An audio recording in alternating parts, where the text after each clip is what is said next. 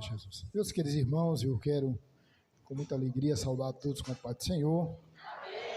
Estou muito feliz de estar convosco nessa noite, nessa linda festa, adorando o nome do Senhor, no qual já sentimos a presença de Deus, já ouvimos bastante cânticos de louvores ao Senhor.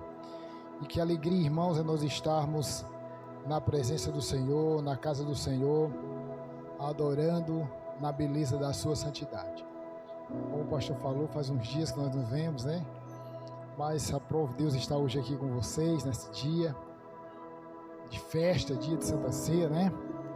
Mas nós estamos com uma missão, além de estarmos um pouquinho distante, nós também temos um projeto lá para o município de Calcaia, próximo ano. Já rogo as vossas orações em nosso favor. E se faz necessário nós estarmos mais presentes lá. Já tenho compartilhado com o nosso pastor. E rogo os irmãos que orem por nós. A luta é grande, mas Deus tem nos ajudado. Deus que nos trouxe e nos guiou e nos cuidou de nós até aqui, há de cuidar até o fim, assim eu creio, no nome de Jesus. Meus queridos irmãos, eu gostaria de ler um texto com vocês, no Evangelho de Jesus Cristo segundo escreveu São João, capítulo 20, os 9 primeiros versículos,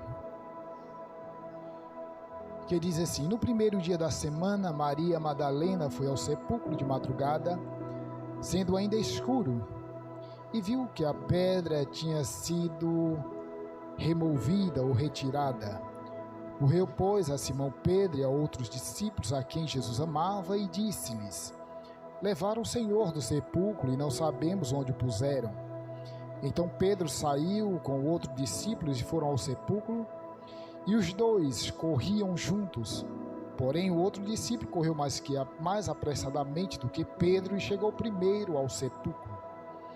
E abaixando-se, viu no chão os lençóis, todavia não entrou. Chegou, pois, Simão Pedro, que o seguia, e entrou no sepulcro, e viu no chão os lençóis, e o lenço que tinha estado sobre a sua cabeça não estava com os lençóis, porém enrolado num lugar à parte. Então entrou também o outro discípulo, que chegara primeiro ao sepulcro, viu e creu, porque ainda não sabiam a escritura que diz que era necessário que ressuscitasse dos mortos. Tornaram, pois, os discípulos para casa. Meus queridos irmãos, como nós falamos aqui do início,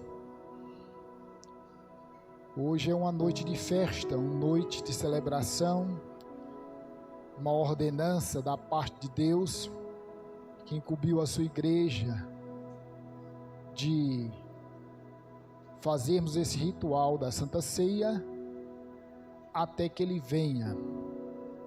E é um culto de celebração, é um culto de reconhecimento, um culto de gratidão, um culto onde nós observamos a nossa condição, quem nós somos e em que posição nós estamos diante de Deus. E para nós é um privilégio, uma alegria, que toda vez que nós sentamos ao redor da mesa, nós lembramos que a nossa sorte foi mudada.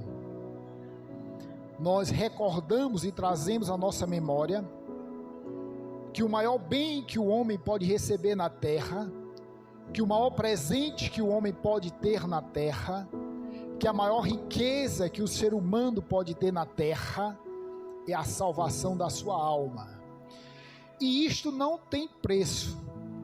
Não há dinheiro no mundo que possa comprar, não há esforço humano que possa conseguir esta dádiva, não há habilidade, não há intelectualidade, não há nada que possa o homem, o ser humano, fazer para alcançar ou obter a salvação. Por melhor que seja, por mais habilidoso que seja, por mais posse que tenha ou caridoso que seja, ele jamais alcançará a salvação pelos seus próprios méritos ou pela sua própria força. E isto intriga o ser humano, Porque nós somos tendenciosos a ter aquilo por mérito que fazemos. Nós temos a tendência de acharmos que nós conseguiremos alguma coisa por um ato que nós façamos ou agimos. E as pessoas, principalmente nessa época do ano, já estamos se aproximando ao final do ano, as pessoas buscam fazer caridade, buscam recompensar, ajudar as pessoas, são mais sensíveis, e alguns dedicam a sua vida inteira a ajudar o próximo. Pessoas que são bem abastadas e que lutam e vivem para ajudar instituições, para ajudar pessoas carentes, pessoas necessitadas, achando que com isso vai alcançar a salvação. Mas nós avisamos e falamos que através da luz das Escrituras, não há outro caminho o qual o homem encontre a Deus ou a salvação, se não for através do sacrifício de Cristo Jesus no Calvário. E quão feliz nós somos, porque nós alcançamos esta revelação, porque o Evangelho é uma revelação, e Deus tirou dos nossos olhos a nossa cegueira, a cegueira espiritual, e nós compreendemos que não é por mérito, não é por nada que nós possamos fazer que nós alcançamos a salvação, mas é através do sangue de Jesus vestido na cruz do Calvário, que redimiu a minha e a sua vida. E tudo isso, irmãos, tem como fundamento a ressurreição de Jesus. Porque se Jesus não tivesse ressuscitado, em vão era a nossa crença. Se Jesus não tivesse ressuscitado, em vão estaríamos aqui. Se Jesus não tivesse ressuscitado, não tínhamos razão para estarmos reunidos ou celebrando a Santa Ceia. É bem certo que na Santa Ceia nós relembramos a morte, que foi onde Jesus, sendo Deus, ele se desfaz da sua divindade, esvazia-se da sua divindade, e vem à terra como homem, como servo, e como servo ele é obediente até a morte, e morte de cruz.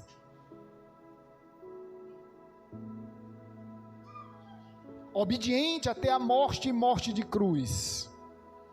Obedeceu a Deus porque ele veio com o propósito de resgatar a vida do ser humano. Porque desde a eternidade, Deus já tinha preparado o Cordeiro. Ele diz que antes da fundação do mundo já existia o Cordeiro preparado para redimir a minha e a sua vida. Por isso ele veio e entregou a sua vida. Os nossos antepassados, os profetas, as pessoas do Antigo Testamento, eles foram salvos também na pessoa bendita de Jesus, porque eles criam naquele que viriam.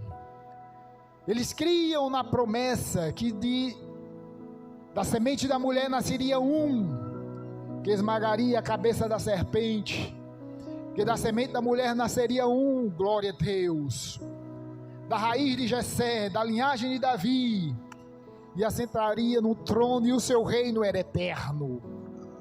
Eles criam na promessa que Jesus viria, e aguardavam com ansiedade a vinda do Redentor. Aguardavam com ansiedade a vinda do Redentor. O escritor aos Hebreus, quando ele começa a narrar a fileira dos heróis da fé, ele conta que aqueles homens não negaram sua fé, mesmo perdendo seus bens, sendo lançado ao fogo vivo, mesmo sendo maltratados, apedrejados, mesmo sendo chicoteados, mas eles não abandonaram a sua fé. Ele chega a dizer: homens dos quais o mundo não era digno, mas diz que todos eles morreram na esperança. Bendito seja o nome do Senhor. Aí ele traz para nós, para a igreja de Cristo, o escritor, e diz: e nós como escaparemos se não atentarmos para tão grande salvação? Aquelas pessoas que não viram, mas creram naquele que viriam e guardaram com confiança a sua fé, não negaram, mas acreditaram piamente que ele viriam. É tanto que os pastores, quando estavam no campo a pastar, que viram a estrela de Belém, nasceu o Redentor, glória a Jesus. E ele diz: nós esperávamos que ele viria e ele chegou. E Jesus veio com um propósito, e único propósito, de resgatar nossa vida, de redimir a nossa vida da perdição, de redimir a nossa alma do fogo eterno, de redimir a nossa vida da condenação. Glória a Deus. Mas o inimigo das nossas almas, que vem com o intuito de matar, roubar e destruir, ele não ficou feliz com isto. Você veja que ele tenta destruir o plano, ele tenta destruir o plano salvístico, mas Jesus, ele não desistiu, foi até o fim. Nos seus minutos que antecedem, horas que antecedem a sua crucificação, Jesus, ele está com seus discípulos, e a Bíblia diz que a sua alma se angustia, e ele convoca os discípulos a orar com eles, mas eles estavam tão cansados que não vai, mas Jesus vai só até o monte, lá ora, volta novamente, encontra-os dormindo, e acorda-os, em nenhum momento vocês podem velar comigo.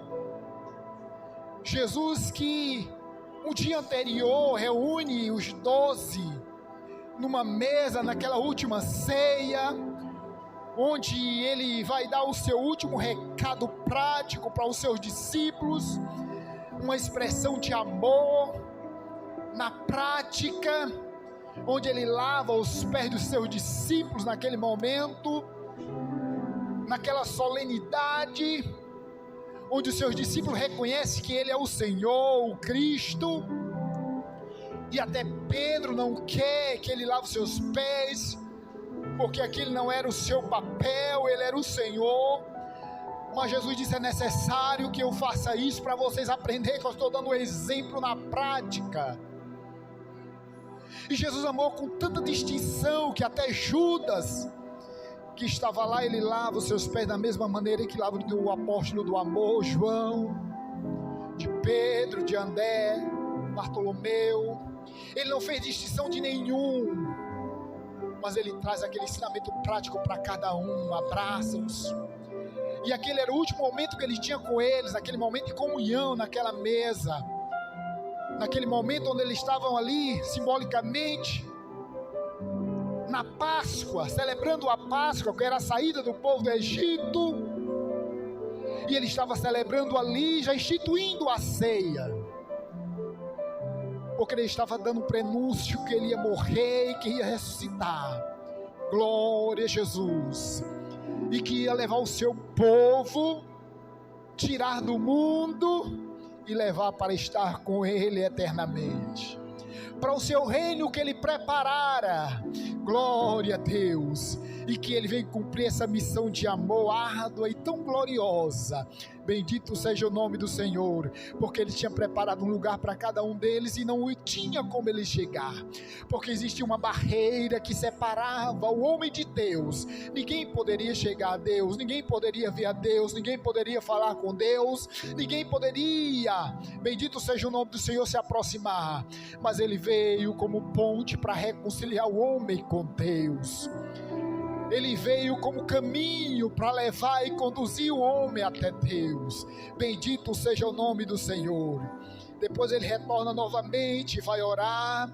Nas horas que antecede, ele diz: Pai, se possível, afasta de mim este cálice, mas todavia não faz a minha vontade, mas faz a tua vontade. E lá na oração sacerdotal ele ora pelos seus discípulos, ora pela igreja e ora também por nós, aqueles que hão de crer no teu nome através de mim. Bendito seja o nome do Senhor. E através do sacrifício da cruz do Calvário nós estamos aqui. Bendito seja o nome do Senhor para todo sempre. Jesus volta em atos contínuos. Judas chega com os soldados romanos, prendem Jesus. Jesus é preso. Antes Pedro diz que vai até a morte com ele. Ele diz: não, Pedro, não vai. Você não pode beber o cálice que eu vou beber. E ele diz: Senhor, mas eu não te negarei, até possível eu morrerei contigo. E ele diz: Pedro, tu vai me negar. Antes que o galo cante 3 vezes, tu vai me negar. E Jesus é levado. E o que a gente observa, irmão, que o único discípulo que acompanhou para ver de longe foi Pedro. A gente não vê escrito de outro discípulo que acompanhou Jesus, salvo lá na cruz, quando já estava pendurado, que estava João lá ao pé da cruz, junto com a Maria Madalena, Maria, mãe de Jesus, e ele estava lá abraçados, chorando com elas. Mas no ato da crucificação, Pedro estava seguindo. E Pedro nega Jesus essas 3 vezes, na 3ª vez o galo canta. E Jesus olha para Pedro, Pedro olha para Jesus, e Pedro se lembra do que Jesus falara, se lembra da promessa que tinha feito, e ele agora se sente o menor dos menores, sai chorando. E Pedro naquele momento é como se entregasse o seu ministério e dissesse: eu não sou digno, eu não mereço. Jesus é morto, e os seus discípulos se dispersam. O pastor foi ferido, as ovelhas agora estão dispersas. Os discípulos estão cada um tomando seu rumo. Perderam a esperança, perderam a alegria, perderam o objetivo. Não tinha mais porquê, estava disperso. Bendito seja o nome do Senhor para todo sempre. Mas Jesus tinha dado uma promessa e eles não lembravam que ao 3º dia ele ia ressuscitar. Jesus falara isso várias vezes para os seus discípulos, mas parece que não entrou na sua mente, eles não quiseram acreditar. A única coisa que tinha era um sentimento de derrota, que tinha perdido. O único sentimento que tinha, um sentimento de impotência. Eles não acreditavam mais em nada. Mas no capítulo 20 do livro de João, do Evangelho de Jesus Cristo, qual nós lemos, de manhã bem cedo, de madrugada, Maria Madalena, ela vai ao sepulcro. Era o 3º dia que Jesus morrera, era o 1º dia da semana, o domingo, e ela vai para o sepulcro não com o intuito de constatar que Jesus ressuscitara, mas ela vai com o intuito de ungir o corpo de Jesus. E quando ela chega, de longe ela vê a pedra removida, de longe ela vê o sepulcro aberto, e ela corre, e ela olha, e o corpo de Jesus não está mais lá. Eu acredito também, irmão, que os guardas romanos que estavam lá de prontidão, porque o imperador tinha ordenado que ficasse lá de prontidão, tinha selado para que ninguém revolvesse a pedra, tinha proibido dos discípulos se aproximar. E os guardas, atemorizados, correram e foram avisar o que tinha acontecido. Não tinha ninguém, o túmulo vazio, e elas correm para avisar que tinham roubado o corpo do mestre, que tinham furtado o corpo do mestre. E ela vai e conta para 2 discípulos o que acontecera. E a Bíblia diz que aqueles discípulos, eles correram rumo ao sepulcro para ver o que acontecera. Pedro vai atrás correndo, o outro discípulo vai na frente, e Pedro vai correndo, é como se agora passa na sua mente o que ele fizera, por ter negado a Cristo. Pedro começa a se intimidar, recua um pouco, aquele discípulo, embora Pedro acompanha-me, sai correndo. Quando ele chega à porta, ele não tem coragem de entrar, olha de longe o que está acontecendo, vê os lençóis no chão.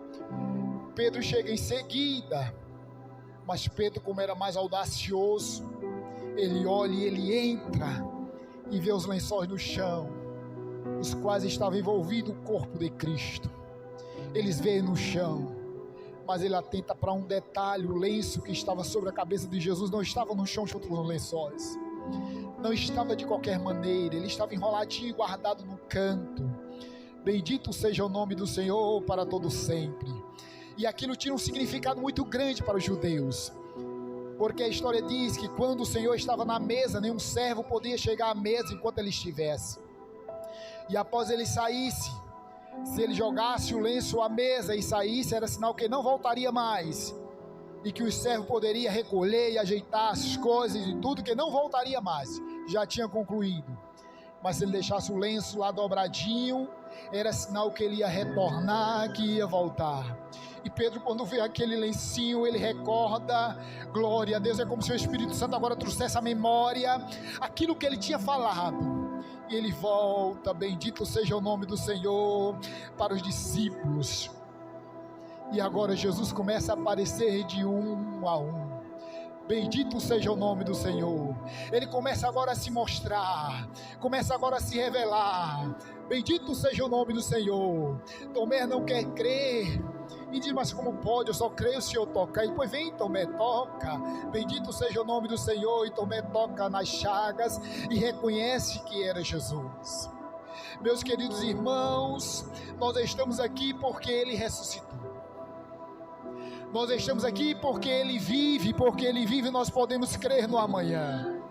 Nós estamos aqui debaixo de uma promessa. Bendito seja o nome do Senhor, que nós cercássemos a mesa até que Ele venha. Foi o que Ele ordenou aos seus discípulos, à sua igreja. Bendito seja o nome do Senhor. E nessa noite nós estamos aqui celebrando a ressurreição de Cristo Jesus. Nós estamos aqui, irmãos, celebrando, glória a Deus, a ressurreição de Jesus. E nós precisamos crer verdadeiramente que Ele ressuscitou, porque há muitos crentes que não creem, ouve, fala, mas não crê que Ele ressuscitou. Porque se nós cremos que Ele ressuscitou, nós também cremos que Ele virá outra vez para buscar a sua igreja.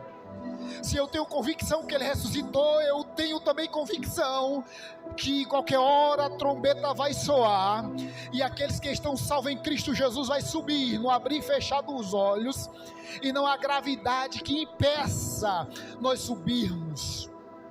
Bendito seja o nome do Senhor para todo sempre. Mas desde a igreja primitiva, o inimigo tenta colocar na mente de alguns cristãos que Jesus não ressuscitou. Mas o apóstolo Paulo, quando ele escreve sua carta, sua primeira carta à igreja de Coríntios, no capítulo 15, ele vem mostrar para a igreja e dizer a necessidade de crermos que Ele ressuscitou, de evidenciar.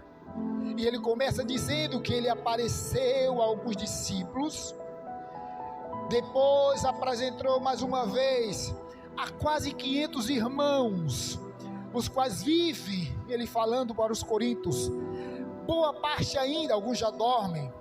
Depois foi visto por Tiago, depois por todos os apóstolos, e por derradeiro também me apareceu a mim, como que um abortivo, porque Paulo não achava digno de ser, ele diz nesse próprio texto, que não era digno de ser nem apóstolo, porque ele perseguiu a igreja de Cristo.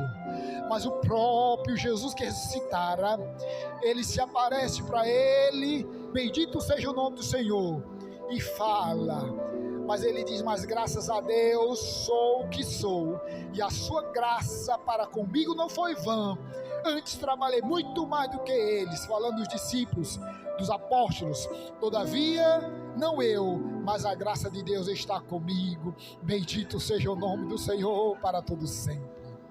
Se faz necessário nós crermos, porque se nós não crermos a ressurreição de Jesus, a nossa fé era em vão.